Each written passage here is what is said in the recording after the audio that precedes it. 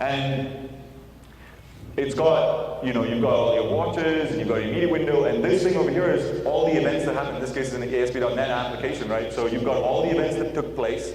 I mean, this is fantastic. I can't tell you, if I had this when I was doing most of my development, I mean, I can't tell you how much time this would save, right? But for instance, in this case, it's taking you to the point of the exception. It knows exactly where the exception happened. I mean, that itself would have taken me ages to figure out. And you can do all kinds of cool stuff with, I don't think I have all the data collected here, but I don't have it collected, so that's not really working here. But when you have that set up correctly, you can hover over variables and see their value. I mean, this is you debugging somebody else's code that was run on somebody else's machine by possibly even a third person. I mean, that kind of stuff is really awesome. So let me close this off, and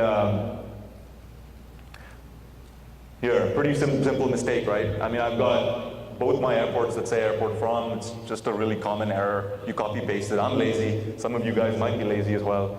I know I do this all the time. So let me just fix that and change that to airport 2.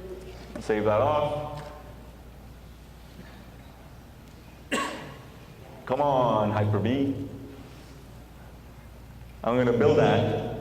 And so, I fixed the bug, right? Now, wouldn't it be nice to be able to verify that the bug actually fixed the issue? So let me go into Test Manager. This is what we were talking about a little bit before. This is the test solution where I have VS installed on this machine, of course, but you don't necessarily need to have that. And there's a lot of really cool things up here around planning for your, creating test plans, actually running the tests, things like tracking them, and then it connects to TFS and all that kind of really good stuff. So let me go through here, the test plans, and I'm going to go into reservations. And so here's the test that failed for that particular, for booking a flight. So I'm going to, didn't want to double click there. I'm going to choose to run that test. And in this case, I want you to know this test is it's not an automated test. It's a manual test. This was a tester sitting somewhere, clicking buttons, okay? Not automated. But what we're able to do with some of this really, really rich data collection is actually automate some of that process for you. So over here, I fixed a bug, especially since it's a manual test. How can I really quickly understand how that testing took place? So let me go ahead. This is the test runner that started up here. I'm going to start that test. And what we try to do, I think we use fast forward and terms like that. But the basic thing here is since it's a manual test, it would be pretty tedious if I had to go and fix this bug and go through all my manual tests and fix them up, and click them and make sure they work. Where over here, what I can do is choose to play the test back. And this is going to take a little bit of time while it starts up ASP.NET and all that kind of stuff. But what it should do, what it does here is, since we've stored, while the test was running, we stored all this data about the actions that took place that this tester did, we can play them back. We can go through the exact steps that the tester did, and then we can verify whether this bug actually got fixed. So it should start up here shortly. What? First, you should define this test you have. Yes. After that, you will let define or the Visual Studio itself will create this will define some variable. Well, so you can do a lot of really rich stuff with this, but you can. So let's say I create a manual test. And while I create the manual test in there, I would write in a bunch of steps. Open browser, go to this website, and those. So there's steps, and then each part of those steps can have variables that are substitutable. So you can go to different websites or. It will automatically generate it in this case. So look, in this case, the way this test was created was we clicked through. We didn't add any variables. We actually just went through the website. And what it did was it took the values that I had in the website, it took the values I entered, and put it back into the manual test. So that went by really fast. But it stored all those values and it did all the variable substitution for me. I didn't have to do anything. What you can do is actually, like if you wanted to load test kind of things and do a lot of different variables, you can actually inject that kind of stuff. But the default, you don't have to do anything. You just have to click through and make sure that when you start the test, there was a checkbox that I didn't check which said create action recording. And so what it's doing is under the surface, it's creating this whole log for you and setting it up. Now me as a developer, I went in, fixed the bug, and just said play. I didn't do anything else. And it ran through the test, or tester ran, with all the right data, and look, my bug actually fixed it. No unhandled exception. So, yeah, as long as you, I think there's like a 1 or 2 manual. It's very easy to set it up to configure it. It's a couple. You need, you obviously need some disk space, but it's pretty easy to set up, and it'll create. It collects all this data for you automatically.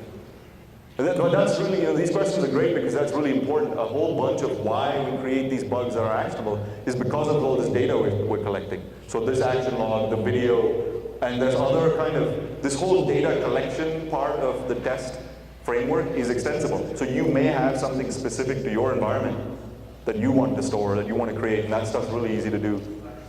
I can use this video for learning after that. I can just save it and I can create a user manual for this. From these videos, the test videos? You can. That would be really useful.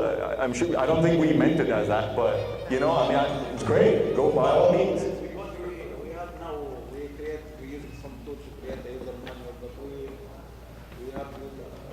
we spend a lot of time to create this. Yeah. We can use this and save it as. That's a great story. Yeah, I'm sure we can collect like a little case study on that, and that's fantastic. Yeah, I never thought of that, but I would. Yeah, because it's all set up for you. It selects the video, especially if you have testing things. You don't need to have your own screen recorders or anything like that, and you can kind of have a usage education, but also testing education from these videos. Which format WMV. I don't know if that's configurable, but I doubt it. Good questions. So how am I doing on time, guys? Am I running really long or? Okay. So that was IntelliBase. Did you guys like that? Was that good? Yeah? Great? Good job. Streamlining process. Okay, the last part of it, right? So Warren Buffett there, and a lot of our all the stuff around understanding existing systems and all these kinds of things we talked about, good communication between teams, a lot of it comes down to understanding what you're doing, right? And the risk that we all have for software development and the reason why things go long and why it's risky, because we don't really understand a lot of what we're doing. We, I don't think I can answer any of these questions. A lot of times there are things that will go wrong with an application. They will always go wrong. And those things are okay, but there's a lot of things where you need to be able to know as much as you can. And if you know things like, are we going to deliver on time? Do I know what the status is? Do I know how the project's going right now? Do I know of any upcoming issues that may cause problems? And these kinds of things, you can do your best to figure that kind of stuff out and actually reduce that risk a lot. So we thought with this picture, it's kind of cool. This ability to see through the fog, right? The things that are closer to you and you can see through the fog, you can at least adjust for them. I can turn around them and stuff. But the problem is that the further up you go, and not having this visibility really creates problems because you have no idea what's around the corner, and you can run into all kinds of problems. So some of the things that we've added in, it was interesting. One of the stories we use for this kind of data, if you ever ask a developer how a project's going, and I know I've given this answer a lot, it's always 80% complete, and there's 2 more weeks to go, right? Always. So there's never really any way of looking through that without some of the tools that we have. And I think most of us, at least I know this is a fact for me, I think for most of us, we hate doing status reports. I hate, let me do my job, except the managers, maybe they want to do status reports, and sorry to any managers out there. But for most of us, doing these status reports, it's not my job. I want to write code, I want to build features, I want to fix